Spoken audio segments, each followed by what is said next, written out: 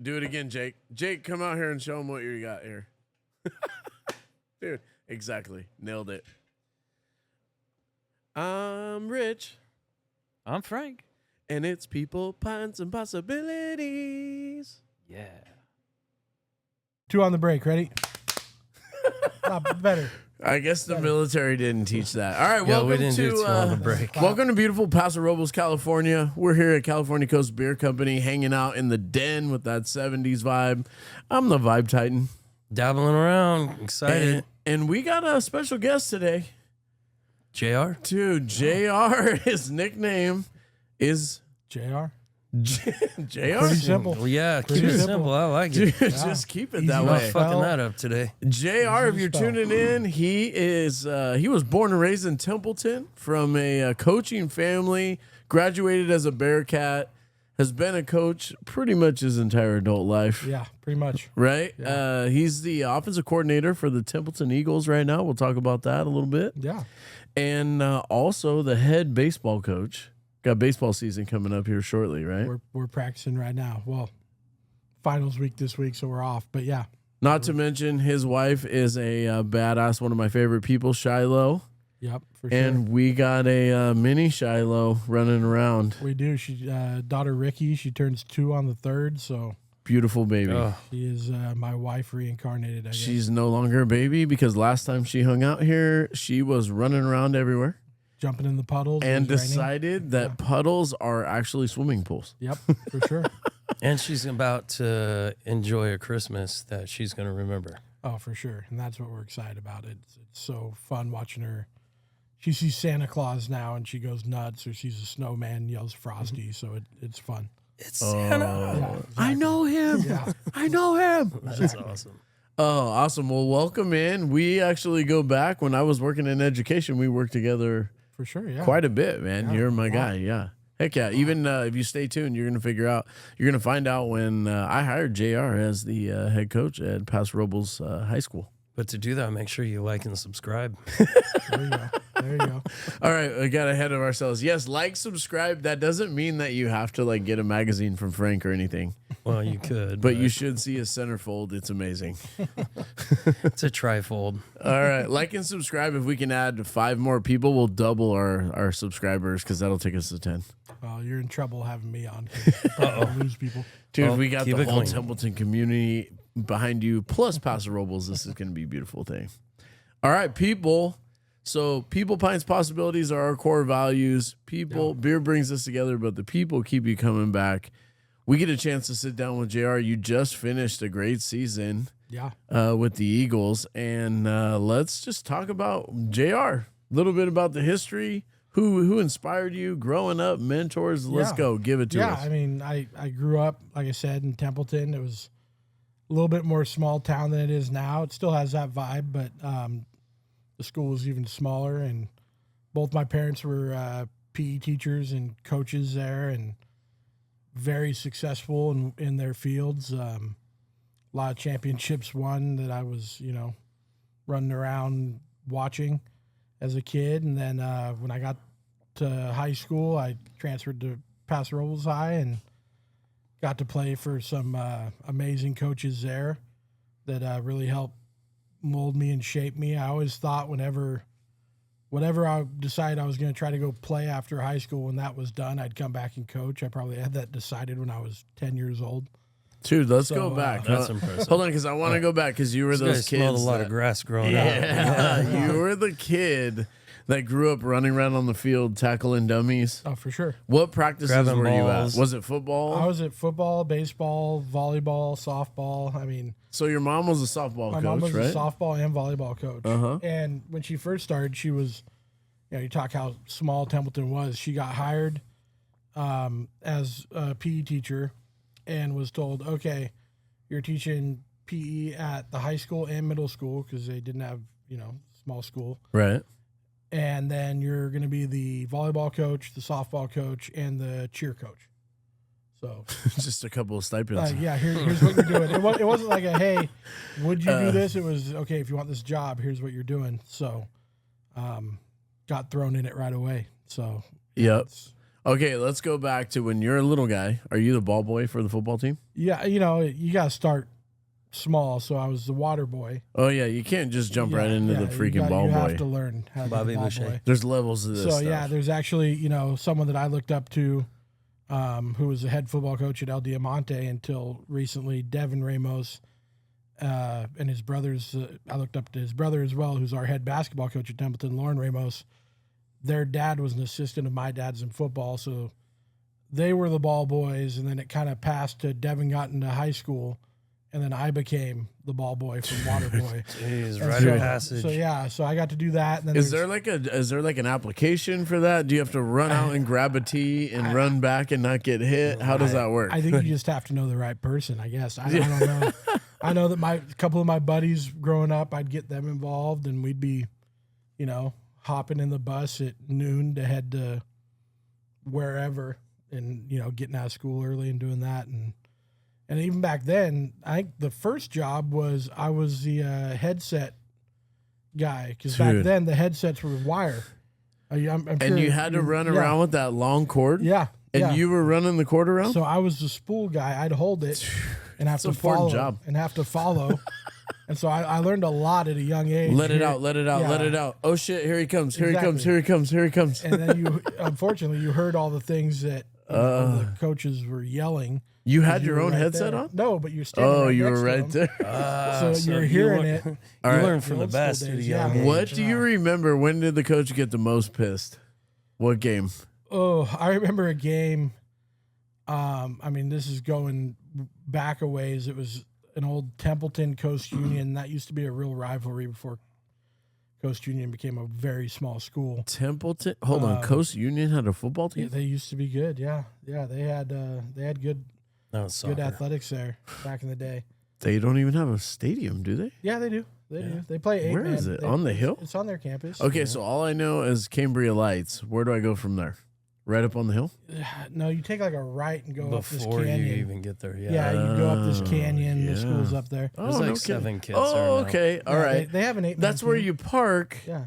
to go to the Cambria Yeah, I think Lights. so. Son I think of a so. I think bitch. that's where you No, go. no, that's the elementary school. Oh, nice. No, Yeah, not you there go either. past Keep going that. down and go up the canyon. Oh, all right. It's a ways all right. back. So Coast Union had a Yeah, bad, so- and you remember. Sorry to interrupt your story here. So it was at Templeton on the old Jack Allen Field, which is a upper field, and that was the stadium back then. And at halftime, you'd have to go down the hill to go to the locker room. So it was a walk, and I remember my father just screaming at a referee and at the opposing coach, who I've known my whole life. He was friends with, but they had guys,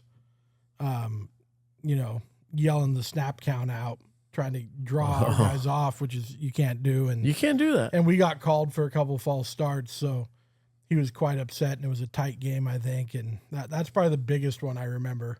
The defense was yelling, "Set hut, Yeah. set up, down." What was your cadence? All right, give us their give us cadence- your best cadence right now. Let's go. Dude, No, what's your cadence? right now we're on we clap. Let's get into it. We clap. So it's Oh, we're back. yeah. All right, so, go. So yeah, it Frank's could be gonna love this. Some football stuff. It could be Riley's here. She's gonna love it too. Football bro stuff. We'll Jake? do where we'll fake like we're about to clap. Are we a Get people to number move. first or white 19 or anything like that? Dude, No, he's trying to explain we're it. ready. I'm getting too excited. I'm about to run a route. We're ready because Whoa, trigger. Whoa. we'll have checks, or change what's going on. So All right. if we could give an easy, and then we're changing what we're doing, or that could be coming from me, or the quarterback knows that we're All going right. to make a change here. So once we're ready, Ready. it's on the clap, Yep. or it could be on 2 claps, 3 claps, whatever. And that's when we're in gun. When we're in under center, we're go hit, that type of We thing. can't give too much away, or Yeah. Morro Bay will be listening to this. They'll be tuning in, but that'll be one more listener than we had Yeah. before. Yeah, Talk more. Call them, get them over here. All right, what was your dad's cadence? Do you remember? Was he a wing T guy? It was old school wing T, so it was set. Dude, he was set. a disciple of Randy the wing Blankenship. T Yeah, god, Randy Blankenship. yeah. So they Frank, you actually don't know 6 degrees of separation? Frank's coach, when he was a principal over at Madera Liberty Ranchos was also a wing T guy who knew learned that. from Blankenship. Nolte. Yeah, I Nolte. didn't know he learned it. Yeah, from you him. know Nolte's Nolte. a good dude. Oh yeah. Yeah, we like Nolte a lot. Well, and his everybody, family. Yeah. everybody who knows the wing T learned it from Randy Blankenship. Yeah, Is that true or not? I mean, a lot of them. And Randy's a Tascadero guy. He graduated from Tascadero High School. He did, and he won a lot of games here. And I'm pretty sure he played at Cuesta College with my dad. I'm Oh, no pretty sure kidding. They played together there. So that's how they knew each other. And so, yeah, I mean, my dad learned a lot from him. And even when we were running the wing T just a couple years ago, I would call and text Randy and ask him questions. And all he the would time. help you out. And he would help me out. No Nice. questions asked. I actually went up and watched him play against St. Francis in a playoff game a couple years ago. And, man, he's old school, though. No headset on. His assistants were, but he was calling the offense and the defense up until the end. Oh, yeah. No headset.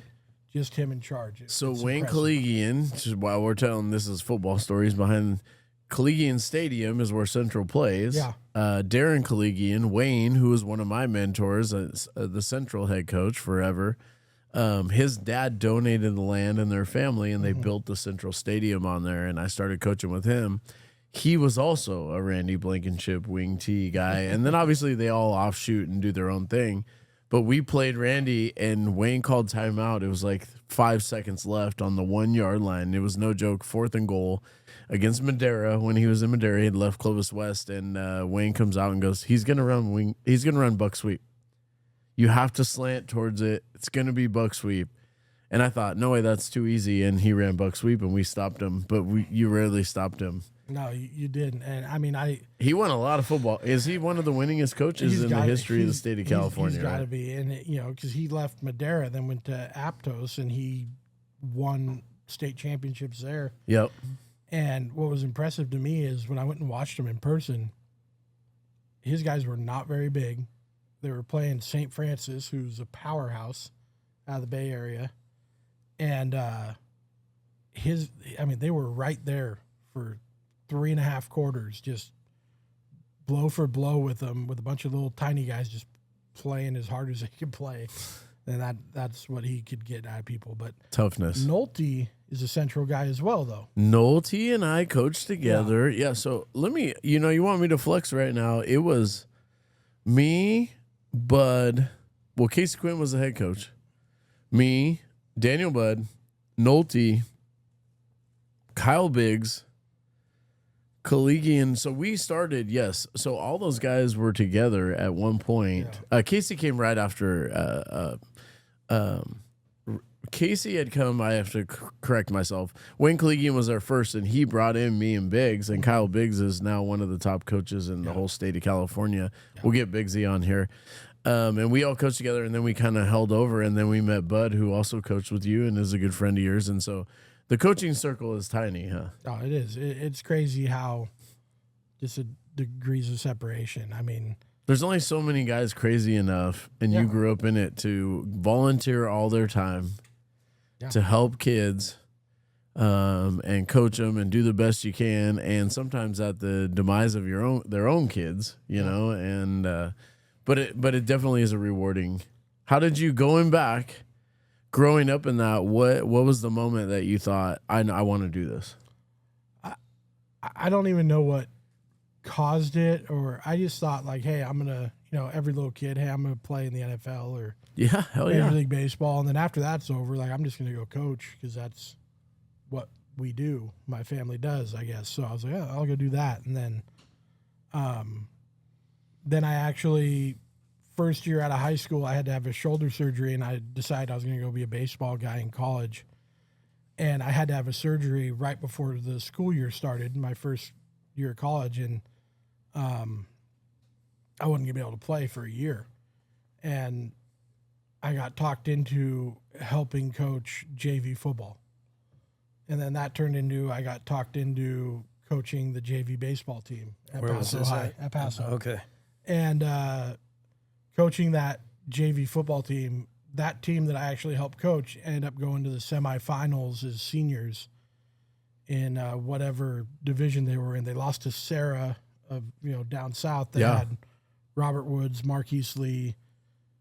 there's one other guy. All three of them played in the NFL, studs. But that group, I got to coach. That was the first group I got to coach, and I'm going, holy crap! Like this is a great time. I love doing this. The kids are, I wasn't sure how I'd like working with kids, but I think the start of it for me was I was so young that they related to me pretty well, and then as I've coached longer and longer, now I'm starting to become an old guy.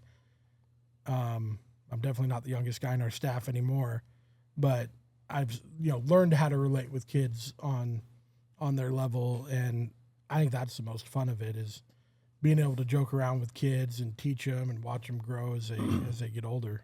Let's talk about that. That's a great point. So when you're young, the world is like a cruel place and a great place at the same time. Yeah. When you're a young coach or a young mentor or anything, like you go from being the cool one who doesn't necessarily have to have the wisdom and all the, but you're just like, I remember my first coaching job was at Kingsburg and I was lifting weights and I just came out of, playing football and doing things. And, they see you because they see the superficial things. Yeah.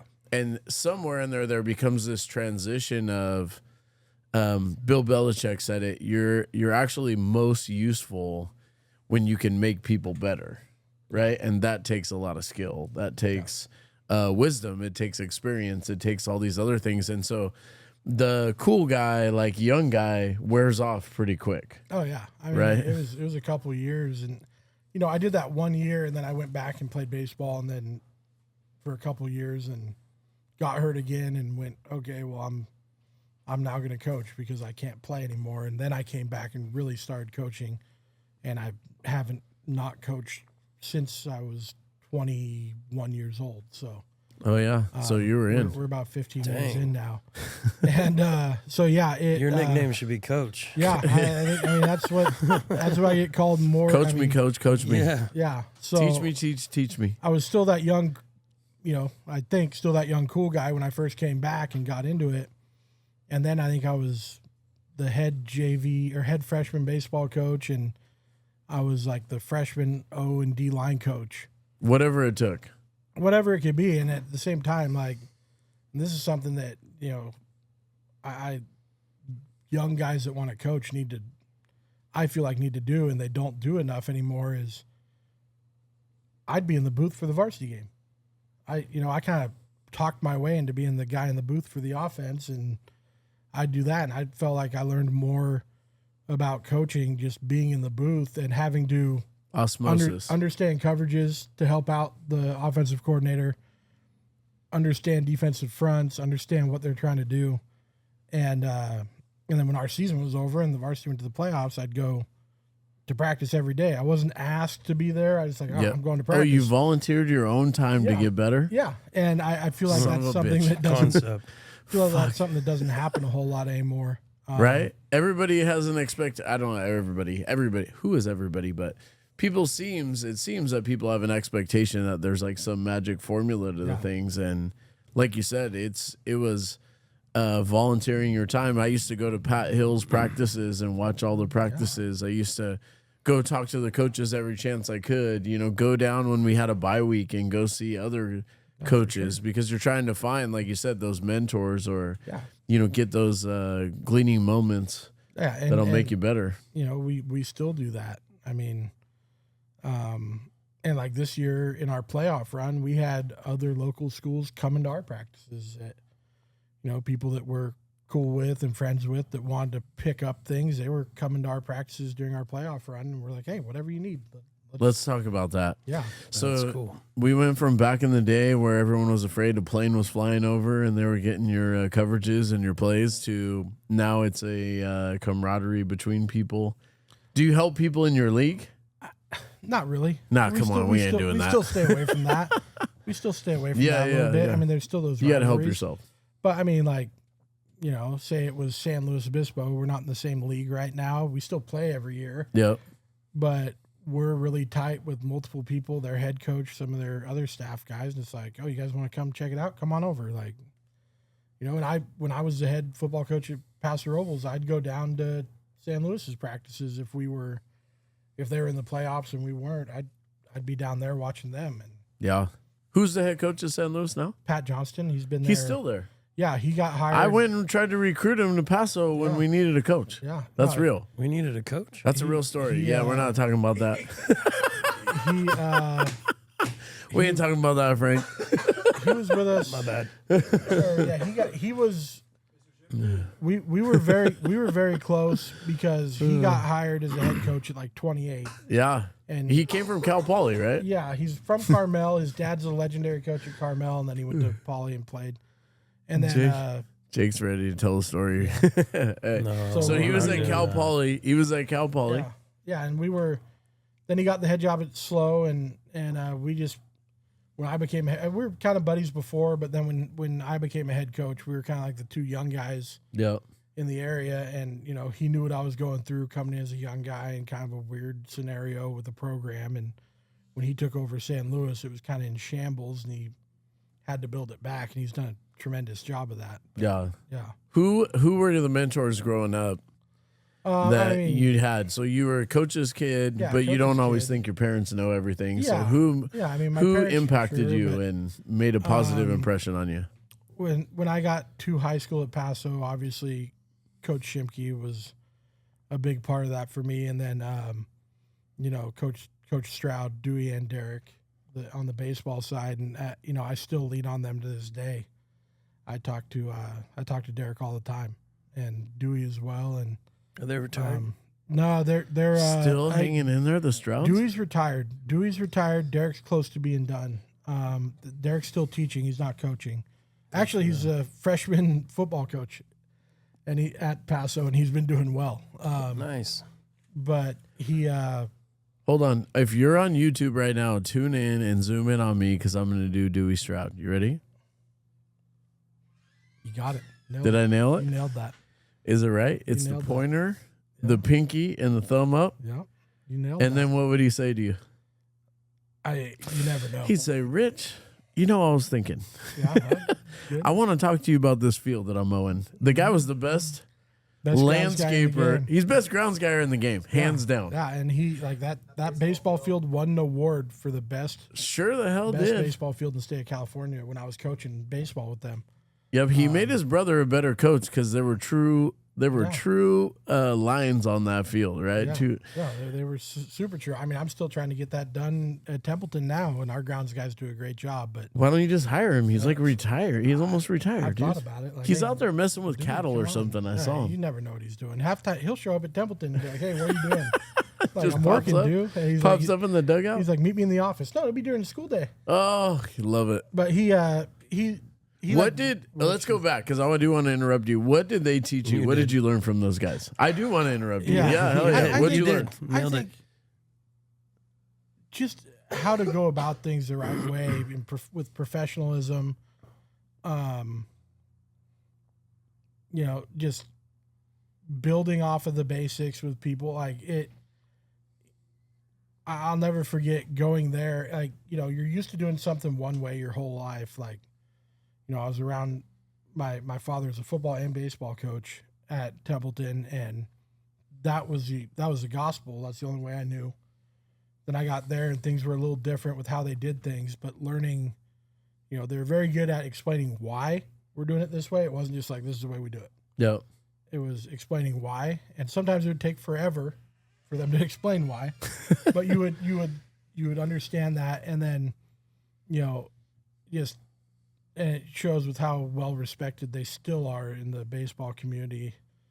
They're just pros. They're a pros pro when it comes to coaching. Like their teams are disciplined. They play the game the right way. They play hard. They're respectful. All those things that are very hard to instill in a program, and that's something that I've spent time on the phone with them as I took over the baseball program at Templeton. Hey, how do I try to get here?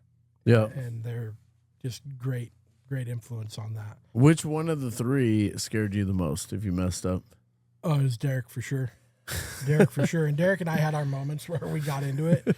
There's a story I won't tell on here about that, but the yelling match. Whoa. Hold on. We're going to get It was a Derek on yelling to match. tell the story. Yeah. We got to get He Derek probably and doesn't Dewey. even remember it, but Okay. yeah, I had Yeah. So You pissed him off. I pissed him off, and he let me know it, and I didn't like his response, and I yelled back at him, and I was 18 years old, senior in high school, and You know everything. yeah, exactly. And you're the best coach on the field. And then after that, we were actually good after that. We didn't have any issues. Weird how that works. And got through the year and had a great senior year playing for him. And it's kind of funny. The guy that I butted heads with the most was probably Derek through high school. Yeah. And then now I consider him one of my best friends and, a mentor. And, I think he probably respected that I was so serious about it, but also like, hey, you're going to do it my way. And at times that. Frank, isn't education, I know you know this answer, which is, isn't education the craziest thing? The kids you kicked out, the kids who were the most pain in your ass came back. And what did they always say? You were my favorite teacher. and you were right. You're like, what the? Your favorite? You made my life miserable for 55 minutes a day. How is that even true? Crazy. How many kids came back? How many kids come to the brewery? Oh, God. Numerous. All right, you got to go back. We're going to take Frank back since we're doing high school stuff right now. We're going to move on to your skills. This is here. about me all of a sudden? Yeah, this is about you. Hold on, we got JR here. No. The Frank Show. Tell the story because we got to have one of the kids on. When the kids had the rally and they duped you. I feel like we talked about this. No, we haven't talked about it on here. Liberty Madera Ranchos. Oh, yeah, it was a good rally. We had them all in the gym. They Frank's were doing the the rally principal. thing. Principal And, Frank Pinion. Yeah. Believe it or not, yeah, I was a little thinner and Thai, and I didn't take any shit. And apparently in the middle of the rally, all of a sudden this song comes on. I don't know what's going on. All of a sudden every teacher's staring at me, and I look up and all the kids are staring at me. I'm like, what the fuck? What's the song? What was it? From the windows to the walls. To the walls. And the kids go crazy. And it was something about skeeting everywhere. And I was like, what the fuck? I walked straight out, What grabbed is the that? microphone. What does that mean? Yeah, I don't know. I don't know. The kids loved it. And so the rally's over, get back to class. And they all freaked out. But we got to go to lunch, Mom. Don't give a shit. Get back to class. Dude, Mr. Pinion, the principal, canceled all of lunch. All of lunch. Oh, the phone calls. Well, my kid has to do. I don't care. I was like, no, ain't happening. My kid has diabetes and needs a Snickers. Yeah, I don't no, care. don't Go care. back to algebra. Yeah. Teachers were pissed because they had to have the kids back. Yeah, couldn't go. I'm like, no. Oh, break. teachers are pissed because they didn't get their Right, lunch either. yeah. Oh, dude, you are gangster. Yeah, I was like, ain't gonna happen. So yeah, no, those little rascally kids, they'll test you, All but right. they will. The ones you think that will come burn your house down someday will come back and be like, thank you. Yeah, it's crazy. And not only like they love you. Yeah, oh yeah, but it's because you guided them. You didn't take their I shit. guess.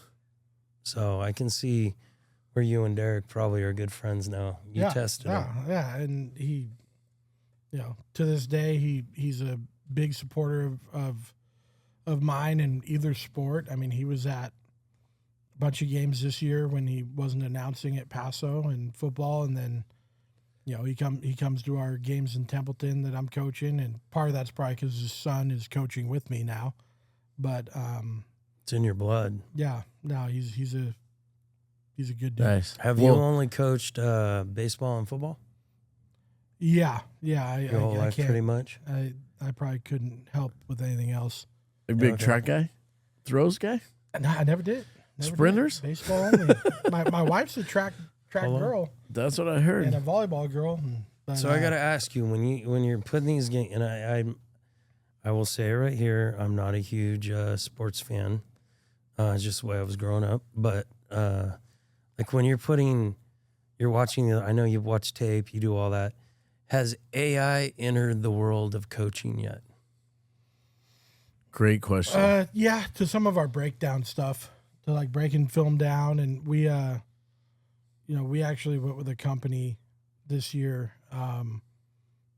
Not Huddle? We still have to use Huddle for film trade, and then we have another company that we have for our filming and sideline stuff. But then we went with a company for analytics this year. Ooh, that's what I would analytics think. says what? Was very cool, and we get like these AI written up reports and stuff. It's just time saving, and they're pretty. Yeah, Have you seen and them it be really accurate? and they were accurate. I mean, they're Like, what would the report say? On third down, they do this, or tendencies? Holy tendencies. shit! I knew it. And you know, I knew it. I knew it. You go through like I can't remember all the things, but it was like all the things you have to do to win a football game, and it's explosive. Have better players. Yeah, It's coach better. Yeah, it's explosive plays and things like that, and it talks about like play calling. Jakester, It would mention play calling, which was Mountain, cool. please. Hold on. Let's see how old school you are. It's not the X's and the O's. Jimmy's and the Joes. Hell yeah, it's the Jimmys and the Joes. You need both. You need both though. Definitely right? have. You want another beer? No, I got Oh yeah. Dude, he's got a Rich. Rich so set me up for success. Yeah. I Shot did. there. I did. So AI is coming in. So when you see, Little you understand when we watch the Rams play somebody or the Niners, and they say, "Oh, the analytics say to go." Yeah. It Yeah. says at this point in time on this yard line with this score, they're entering all that shit in right and this now. company we use, we didn't go that far yet to where we're using it in game, but we were kind of going trial run this year, and but you send them your film, you send them your scout film, and they were pretty spot on all year for, we went 12-0 until the final. They're pretty spot on with like you're gonna win by this many. Wow. I mean, That's crazy. It was insane. It blew my mind. What do you think? And now I'm going sideways. Dude, what do from you a think? betting guy, that sounds like a great I was program to have. Oh my gosh! Is what this do you? across the board? Do you think with most schools using this right now, or is this you're ahead of it? We're one of the very few. We're the only school around here using it. But there's probably just a handful in California that were using this company. The That's great. Central Coast is. I say this with all due respect. It's 10 years behind, and it's not due to the coaches not being good. It's not due to. I underestimated coming here. For everyone listening, I was the district athletic director at Central Unified. I came over to Paso and was ready to build a dynasty. This guy was with us. I wanted to be a part of it, right? Needed great coaches. What I underestimated is this area is the beautiful thing is it's isolated. Mm-hmm. The horrible thing is it's isolated. Because when we were over in Fresno, the big difference is not that coaches are better. I don't believe that. And I actually don't think the players are that much better. There's just more. Obviously, there's more people. I'm not going to argue that with all my friends over there. Here, though, we don't have Fresno State next door, Fresno City next door. Even though Cal Poly's here, Cal Poly has not just opened their doors to everybody and kind of been a part of the community. Pat Hill was in the fabric of Fresno State. I mean, and then you have Clovis Unified and all of their stuff. You have Fresno Unified with Bullard and Donnie A. Rax. You have Central, and you have all these schools, and everybody is challenging each other to get better. And if you're a good coach, you're being recruited by other people. If you're a good player, so the competition is at an all-time high. And then add on top of that, there isn't a lot of shit to do in Fresno other than play sports. Be in the weight room. And so here we're isolated, and on top of it, there's a lot of fun stuff to do. Yeah. Kids are surfing. They're going to concerts. They're going camping. They're multi-athletes. Yeah, they're multi-sport because you're smaller. Yeah, some of those things. And the reality is that I underestimated that aspect. So how do you get out and improve your craft? Moving to the Pints. How do you get out of this smaller area, even though you guys are all working together? How do you improve your craft of coaching? Yeah, I mean, this last year, when I was the head football coach at Paso, I became friends with at the time wide receiver coach at Fresno State, talking about Fresno State.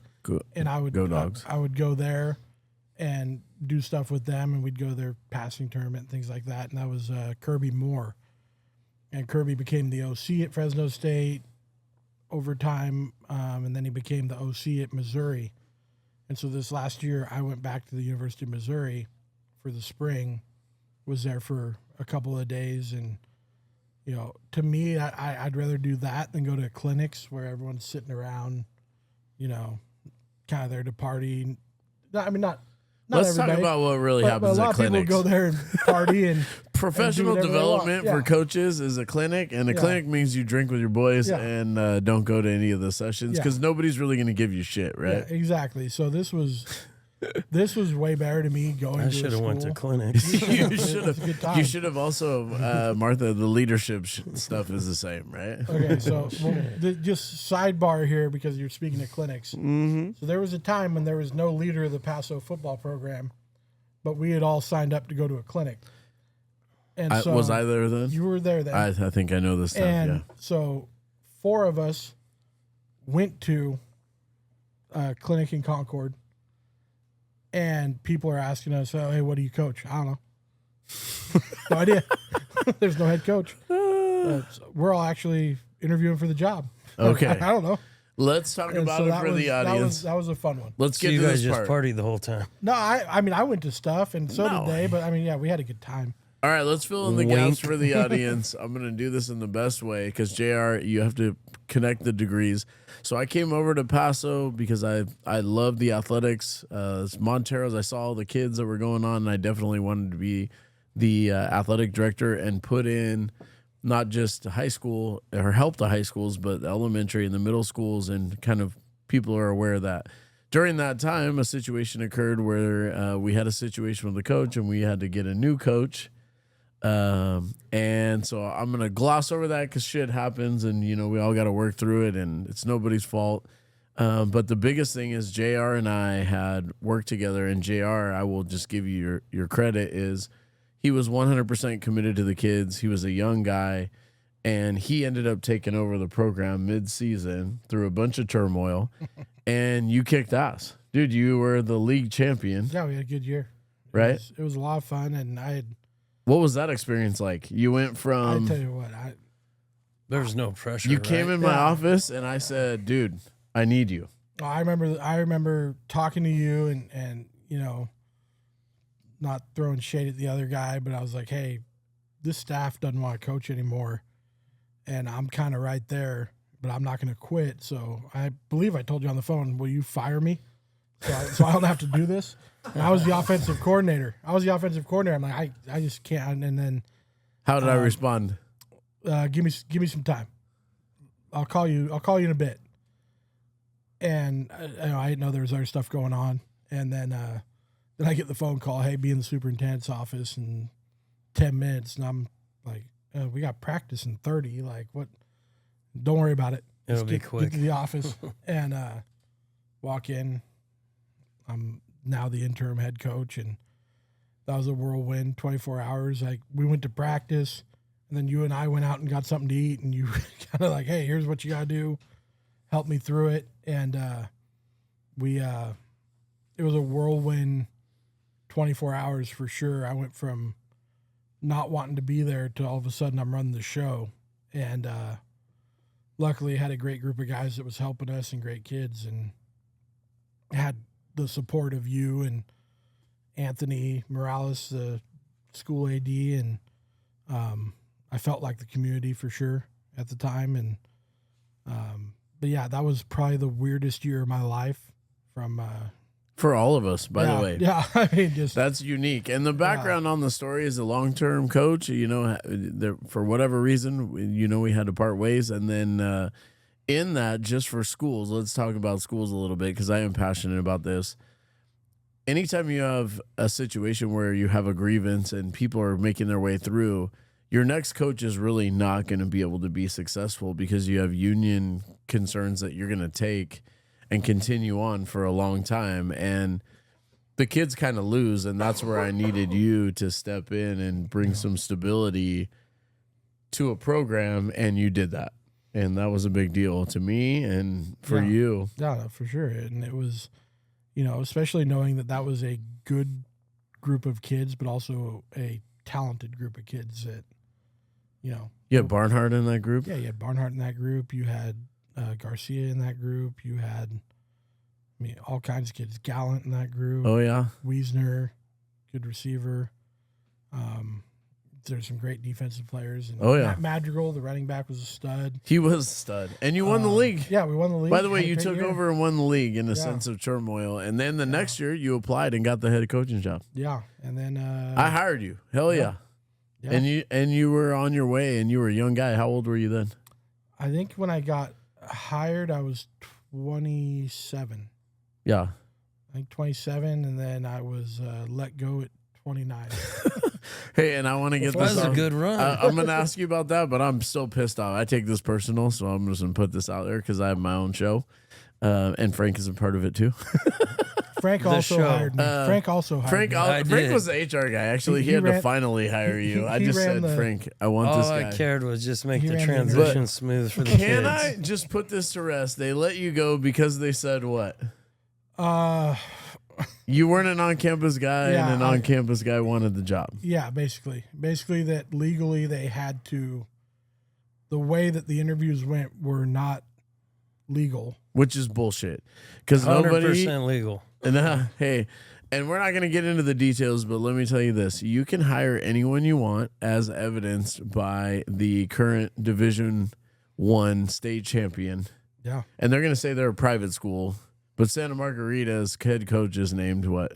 Carson Palmer. Hell yeah, and he don't have no teaching credential. Nope. But he's a great football coach. And so the bad part about public schools is this: unions dominate, and what they're saying is if a coach who has more skill wants the job, but they don't work on campus, a unskilled, credentialed individual who's teaching 6th grade and never coached football technically has more rights to the job Yeah. than somebody who doesn't have a teaching credential. And that is just an antiquated way of thinking about things. And by the way, it's not true because you Wow. just And you by have the to way, prove- in the union contract and the agreement, the collective bargaining agreement, it's not written that way. it is not written that way. Now you do have to prove why your other candidate that you hired is better. Yeah. Yeah. No, And I could prove that every day up and down that you were more qualified for the job. And I remember after it happened being contacted to sue the district. You should have. And- Everyone does. They seem to get paid well. And by You the know, way, that's no offense to the guy that took over after you No. because they didn't have anything to do with it. But that's bad. Yeah, It's I bad mean, business. I was told to sue the district and was like, "Wow, what? They're gonna have to keep me and then look for another way to fire me?" Like, I'm Nah, good. not worth I'm it. good. Smart But man. yeah, no, and that weird. money just gets taken away from the kids. What Exactly. did I guess the bigger part is how the challenges in life shape you. What did getting the dream job that you always wanted and then losing the dream job teach you? Well, it for sure humbled me. I mean, I still feel like I've always been a humble guy, but went from like, oh shoot, I'm gonna do this for 25 years and retire doing this and win a bunch of championships to what do I do now? Like, I still want to coach.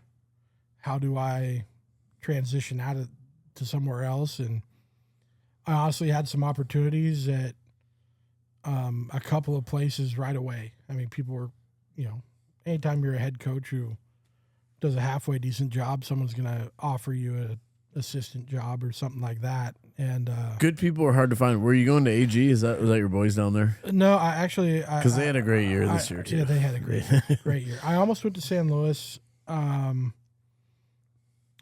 which just didn't make sense to me because that's a drive, and I was To JR as a tiger. That'd have been weird. I don't think that can work. That'd have been weird. Plus that grade. Yeah, Afraid of the exactly. grade. And then, I had an opportunity to possibly go coach at Hancock, but same thing. Like, I was gonna have to go, get a degree to where I could teach there to make any money. Yeah. And no offense to people that live down there, but I didn't really want to live in Santa Maria. So I was like, okay. And then Coach Crow at Templeton called me, and which is just weird within itself. Like, my dad got let go at Templeton after 30 years or whatever, and Coach Crow was the coach that got hired after him. And so I probably didn't really ever like him because it was not because of him, but because of that. And then he actually got let go at Templeton as a football coach and then got hired again during my last year as head football coach at Paso. So I was like, well, it was really between San Luis and Templeton, and like, well, it's right there. It's close. It's going to be weird because I grew up on that campus, but yeah, let's go do it. And then COVID hit and we played a spring season, and that was weird, but then after that, I became the offensive coordinator for him, and we haven't looked back. No, let's get to the Pints. Your skills So are. it was a good choice.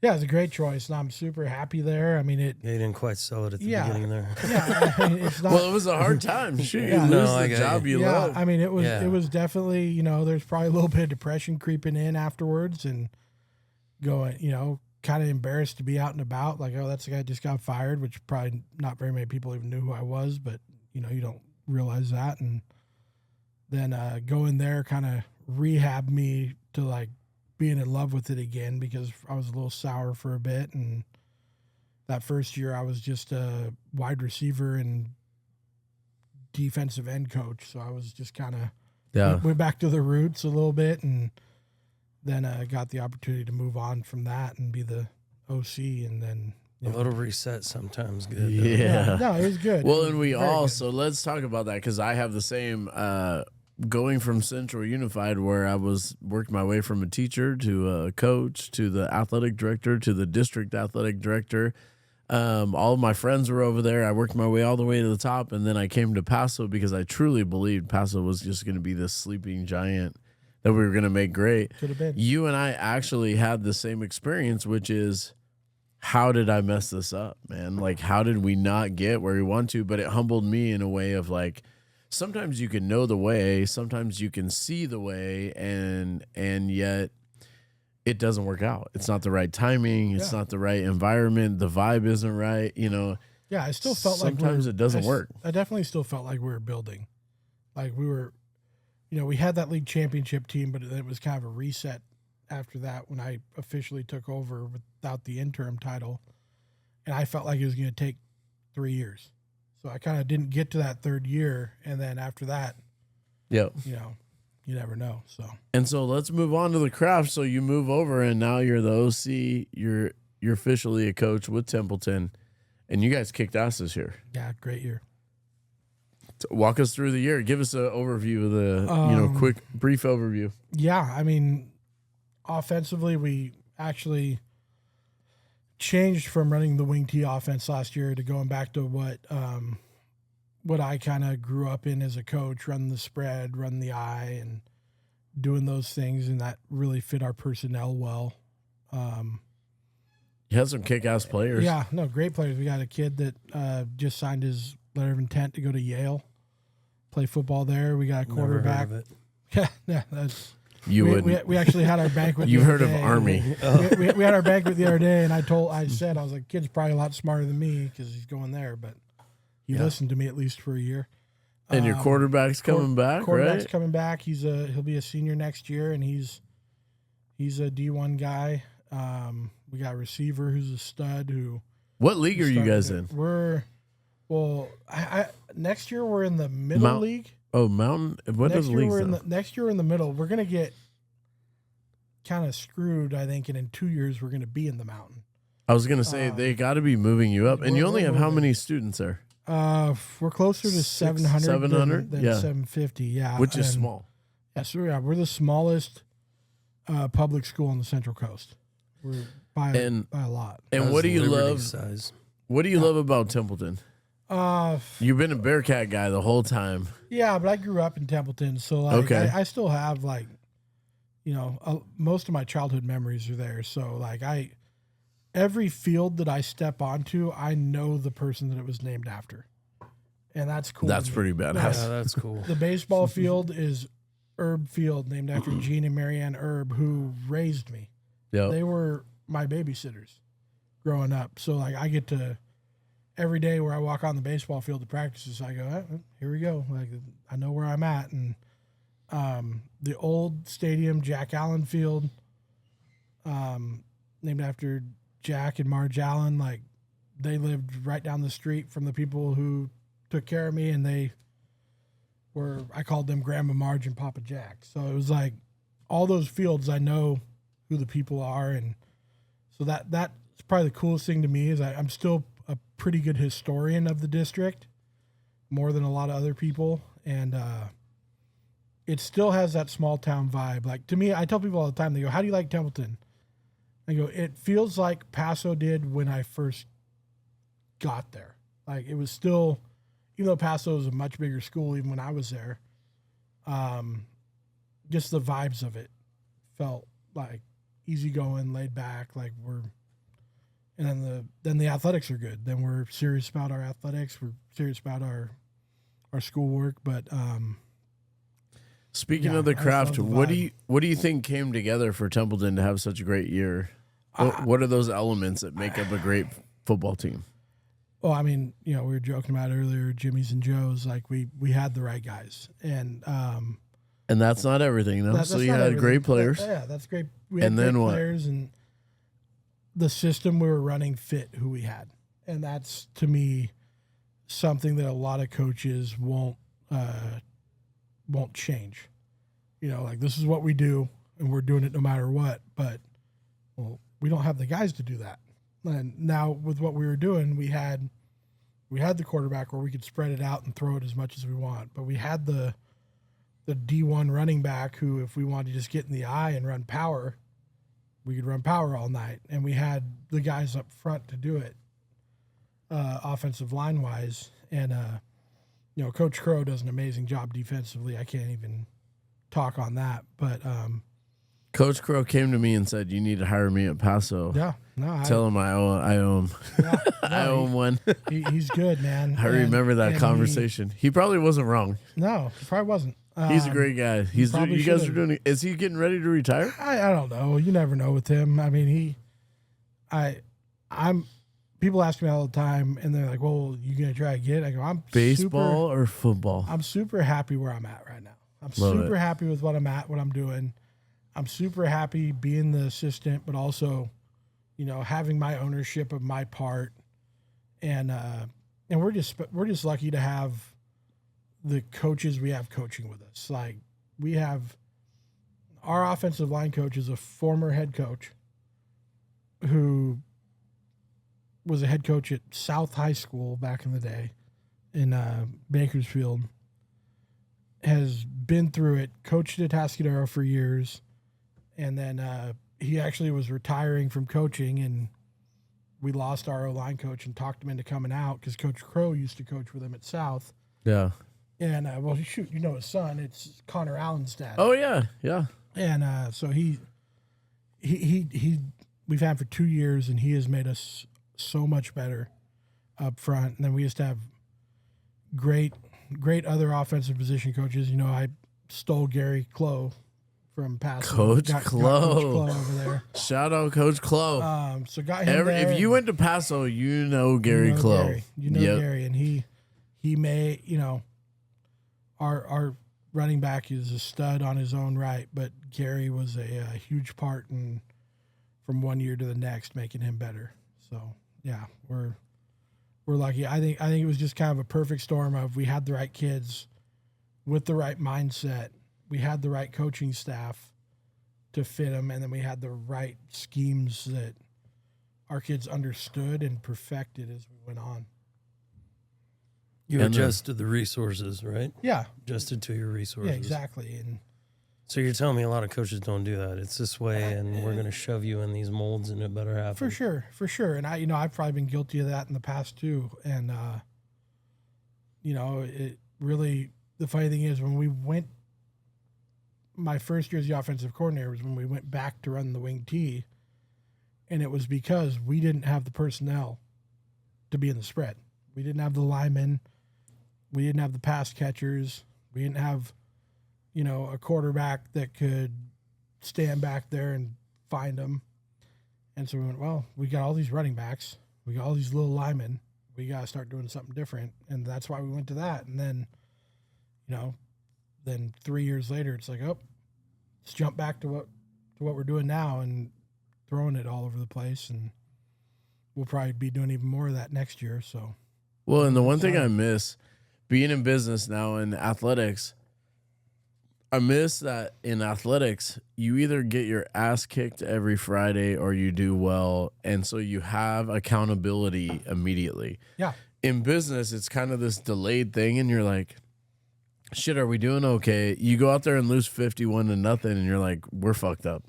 No, we talk about that all the time. Like that's something we Like, talk there's about. nowhere to hide. Yeah, that's something we talk about. Like, hey, our report card's the scoreboard on Friday night. Like, Yeah.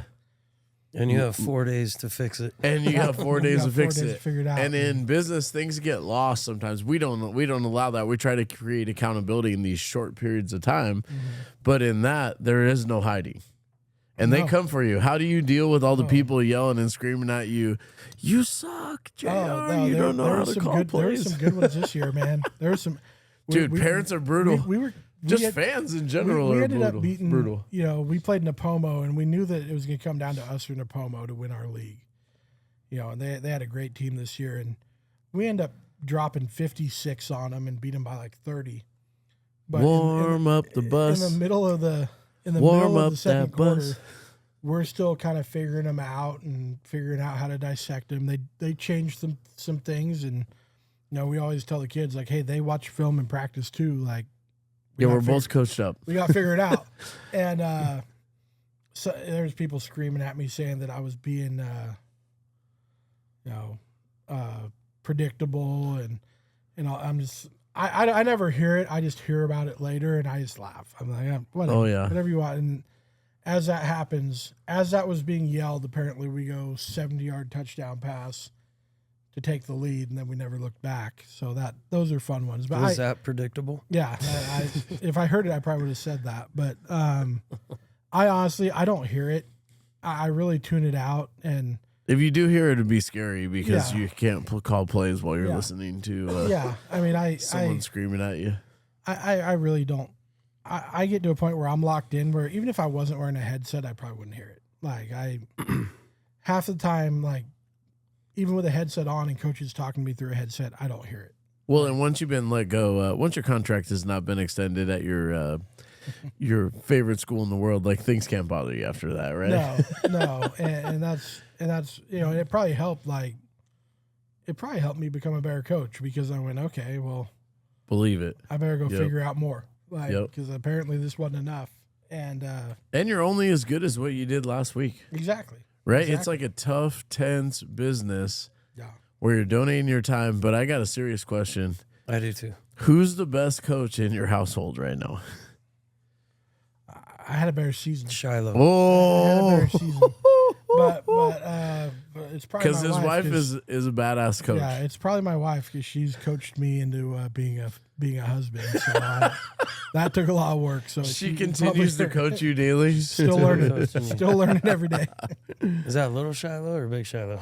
yeah, little Shiloh, Ricky, our daughter. Yeah, Ricky's the boss. Yeah, that's how it should be. Very similar. So let me ask you a question real quick because I've never had this feeling.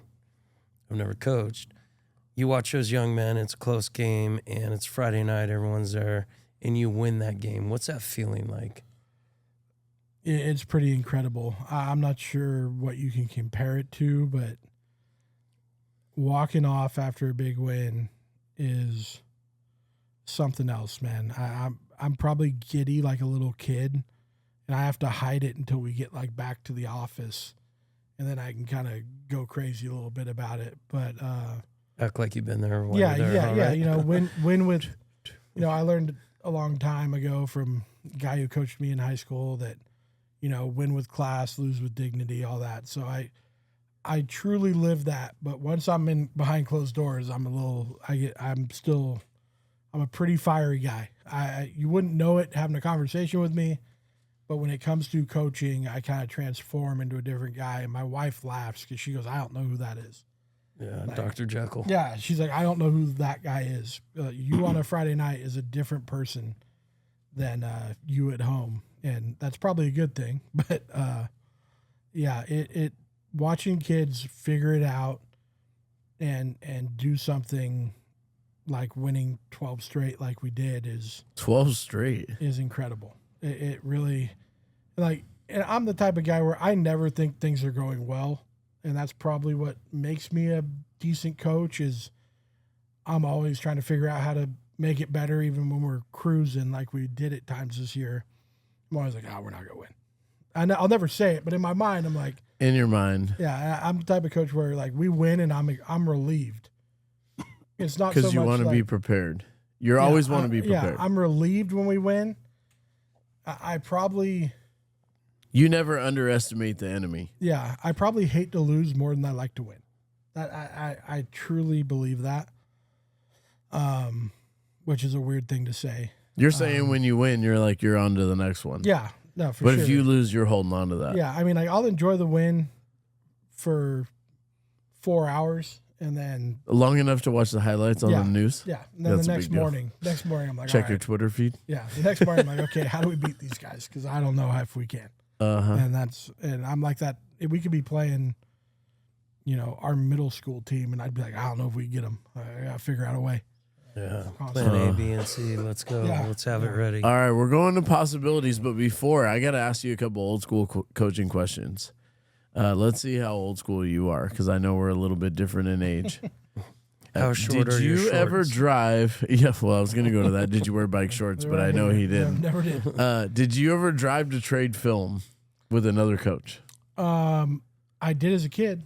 I rode in the truck for sure. And You did, and you remember having a stack of VHS tapes like this? For sure. And then you'd have to go take them, and you'd have to meet in a mutual area. Yeah, and right when No cell phones. Right when I started coaching, it was the DVDs. Oh, no, Became you were. DVDs right when I started coaching. But I remember as a kid, Reel to reel. the tapes. That was original. The reel to reel, you Yeah. had one guy that had to do the videos, and then they'd exchange them. Oh yeah, no, I remember doing it. I remember driving to Kettleman City and meeting there and trading film. All right. Do you here? Next question. Do you draw your own cards for scout? Well, I don't. We go over what they do defensively, and we will draw.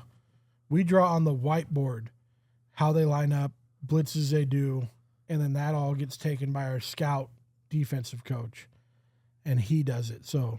Oh, you don't have Coach, to draw them. I don't have to draw them anymore. I draw them on the whiteboard. It's an advanced system. And then he goes from there. AI. Coach Crow defensively still does. All right. And All right. I run our scout offense. I have the binder, and okay, here we go.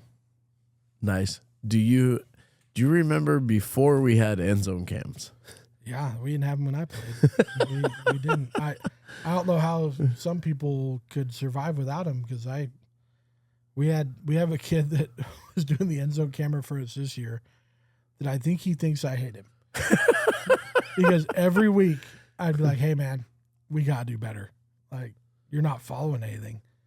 Or hey man, it's too zoomed out. Or, Like, come on, dude. we gotta Help get me this out. dialed in. You have And one every job. week- Help Come on, yourself. Every week he's like, Get involved. Coach, I got it.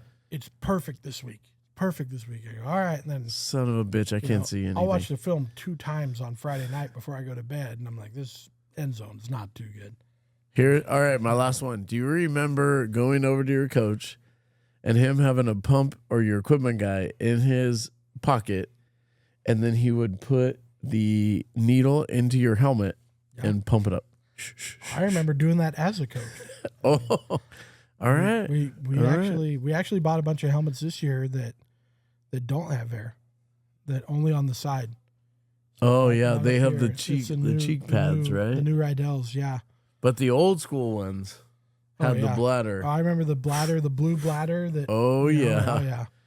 Yep, and they still hurt like hell. Oh yeah. Those are terrible. Were your helmets leather?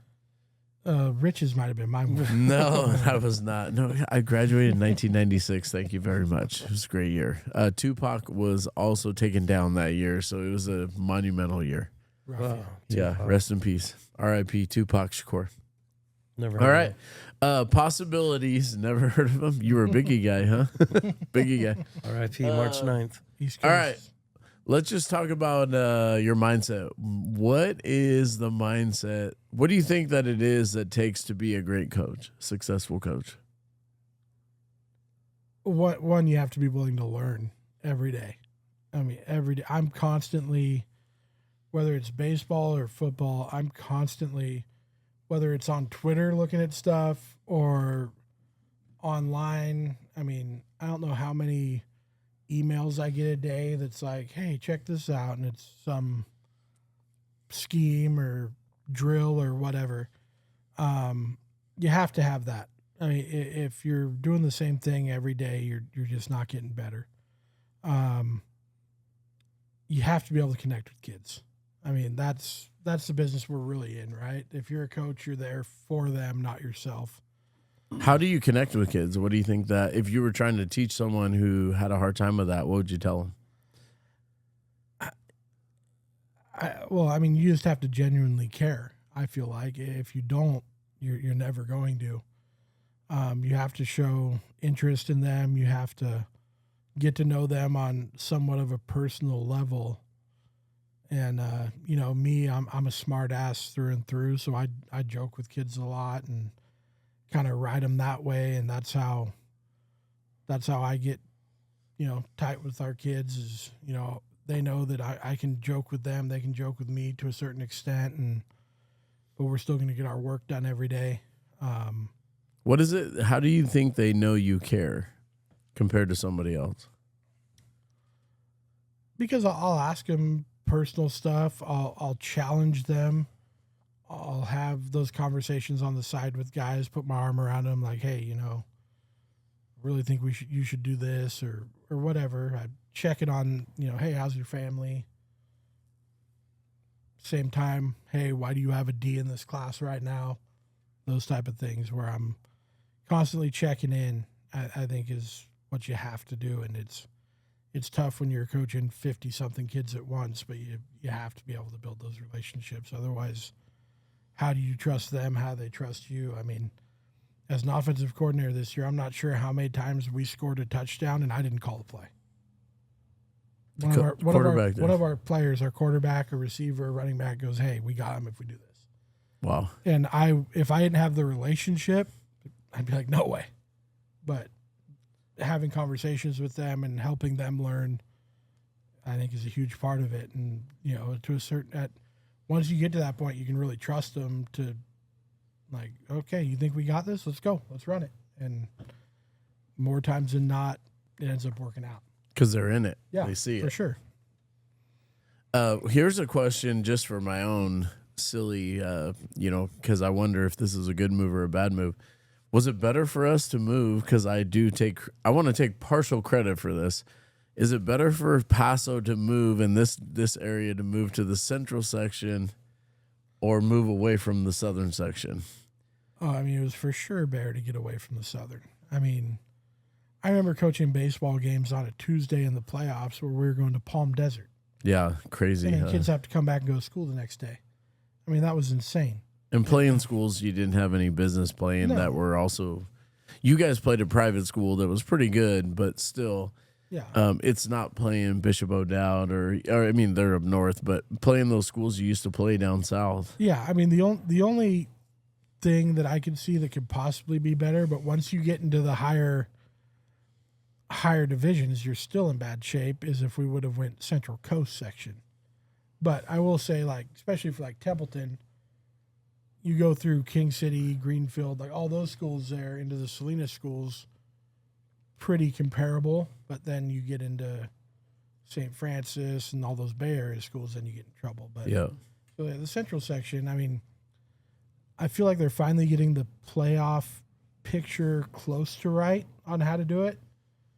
I mean, as a head baseball coach for 4 years, 3 out of my 4 years, I've been in the Division II playoffs in a school of 700. I mean, that's pretty high. That's insane. Impressive. Insane. We didn't get a chance to talk about baseball before we let Frank close it out. Give us a rundown on your baseball season coming up. Oh, I mean, we're going to be young. We're excited about the group we have. We have some couple of 4-year starters. One's a pitcher, one's our catcher, and there you go. So that's something we're excited about. You know, we're in a good league. You know, in baseball, we play Paso, we play Tascadero, San Luis, Cabrillo. Blanking on somebody else. But, do you play Kingsburg? Not this year. No, we've tried to schedule. Do you know I started my career there as a teacher? I knew that. Do you know they have a 95-mile-an-hour pitcher this year?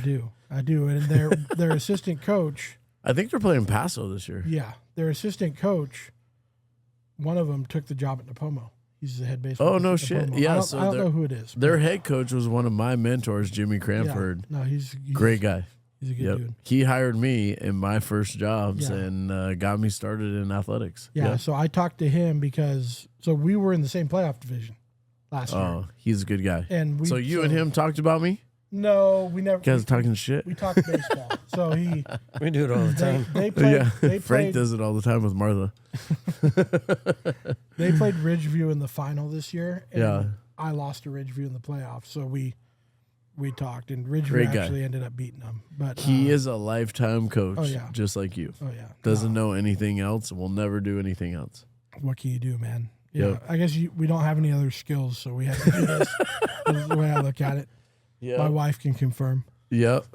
But except dad. You added that. Yeah, I can do that. I can do that, and I think I'm an okay husband. I mean, don't ask my wife, but I think I'm a good dad. Frankie, what do you think? Yeah, man. JR, we've never really spoke besides HR shit back in the day. But from a guy that grew up in the field, and I mean, Yeah, coaching sports is in your blood, and I just hope you know, as a coach, how many young men you've impacted over your 15 years, the ethics you've taught them. I promise you, a lot of them, even probably as they grow older in their 30s, 40s, 50s, I don't want to say they peak, but they will always remember that push you gave them, and that's probably towards their success. Oh yeah, I mean that's why we do it.